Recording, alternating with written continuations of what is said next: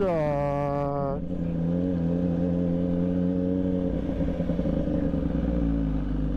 How's everybody doing? Hope you're all doing well. Started off work, my main job. I'm over to get gas.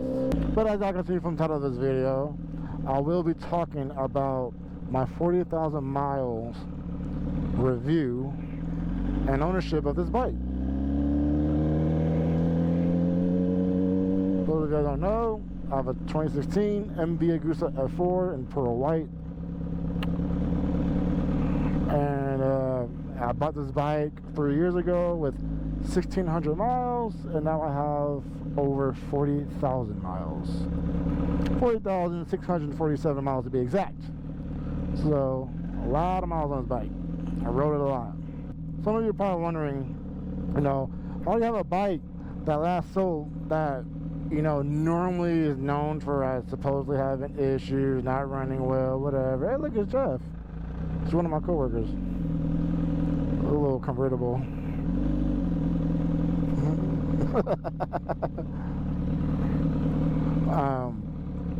All I can say is that this bike is amazing and a lot more reliable than people think. Because supposedly, you know, MVs are known for having issues with some of their bikes. Normally the older models, but even the older models are actually reliable too. Just like any bike, once you fix the issue, the bike will run fine. Think about it this way though, just to give you guys a little bit of insight on owning an MV-F4, is that every 7,500 miles is your big service. Every 7,500 miles. And every one of those services is about between $1,100 to $1,500 every time. Now, if you get into a higher mileage, it'll cost you actually even more, supposedly, because of this other stuff you might have to repair. So, think of it this way, guys. Bought the bike at 1,600 miles. I have over 40K, had it for 3 years. And I did 7,500 mile service quite a few times. Each one's about $1,100 to $1,500. I ain't good with math, but y'all can do the math on how much that costs. The last time I had to do this service, it was, keyword, was supposed to be 2,500 bucks at 38,000 miles. That's when I last did it. But it got dropped down to about 17 because there's a lot of stuff that didn't need to technically be replaced on the bike. So you guys gotta keep in mind that when you guys own any kind of motorcycle, when you're doing big services, of course, the higher the mileage is, there are more parts that are prone to wear out that need to be replaced. But that's if they really need to. Most of the time they don't, if you've been taking care of it. I do the oil changes on time, I do the main service on time. As long as those two things are done in a very timely manner like they're supposed to, this bike would run freaking flawless for a very long time. Because most people's mindset is, oh, I got this bike or whatever, or a Japanese bike for example, and they're normally prone to working very well, don't have many issues as compared to BMW or Aprilia, MV or Ducati.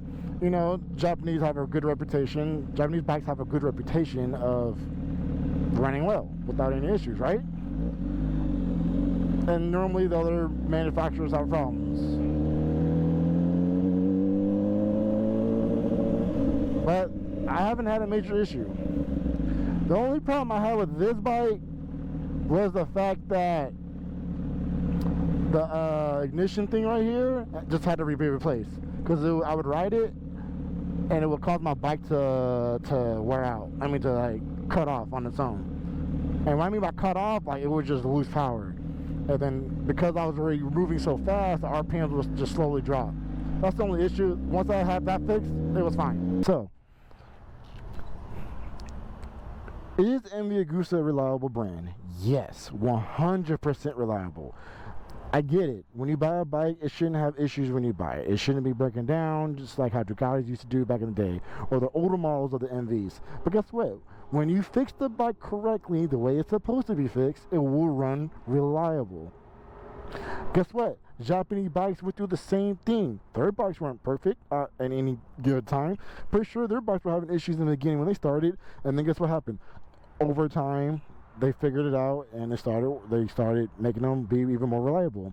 Granted, they got it done a lot sooner than most other brands, but come on. Like, every bike, in my opinion, is reliable. There are a few lemons based on maybe manufacturing error, because MVs are handmade.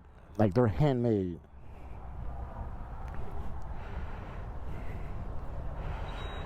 Which, when it comes to handmade stuff, people may think, oh, it's prone to more problems because, you know, a machine's way smarter. No, there's nothing in my opinion better than the art of it being done by a person themselves.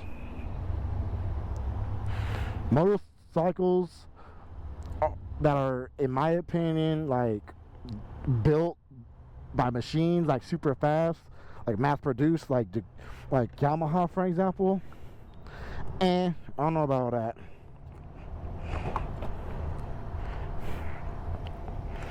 I'd rather have it being handmade. And these are handmade. Like everything, the trellis frame, like everything's put together by hand. MV is known for motorcycles on, no, MV Agusta is known for art on two wheels. That's pretty much what this is known for.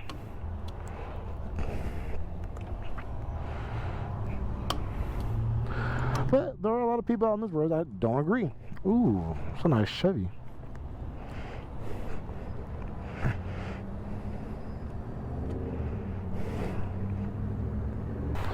Now, somebody probably asking, hey, exotic rider, what exactly is a 5,500 mile service? What does that partake in? What does it do? It does a lot. It actually pays. It does a lot. They check your valves, they check your oil, or they change your oil actually.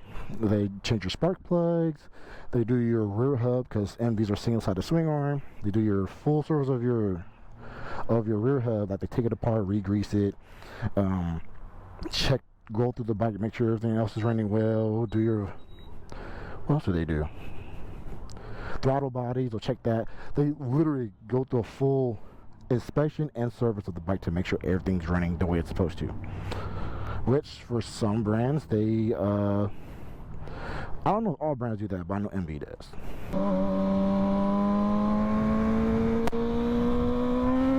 Saw some people walking and I say, what the hell? So for any of you that are looking to get an MV, whether it's an F4, F3, Portale, Dragster, Super Veloce, Turismo Veloce, Rivale, Stradale, any of the models that they have built, just keep in mind that it will be expensive. Does it vary on engine size? I believe it does, because I do F4s came in a 750 in the early 1999 to early 2000s, so then it became a liter bag later. Like not too far along later after it was built. But the 675 F3 that they discontinued a while back, but now they make 800s, because MV Agusta only makes 1,800cc motorcycles. They don't make no 600 class at all. It's only middle and the liter bikes. That's it. So I don't feel like my tire's like flat. Oh, it's the road. Okay, I'm tripping. Just keep in mind, you guys, that if we're gonna try and own a motorcycle that's not Japanese, as in the Exotic 4 or the MV Agusta, BMW, Aprilia, Ducati, if you're trying to buy any of those four, just make sure you have money. But guys, I hope you guys enjoyed the little video, a little quick review of my bike. If you have any more questions though, if there's something that you think I've missed that you want to ask, feel free to leave a comment. I would definitely respond back to you as soon as possible. Or maybe I'll conjure up a bunch of questions together and make a video out of it. One of the two. But hope you guys enjoyed the video. I hope this helped you guys make a better decision on owning an MV Agusta. And I'll catch you on the next video. Alright, peace out.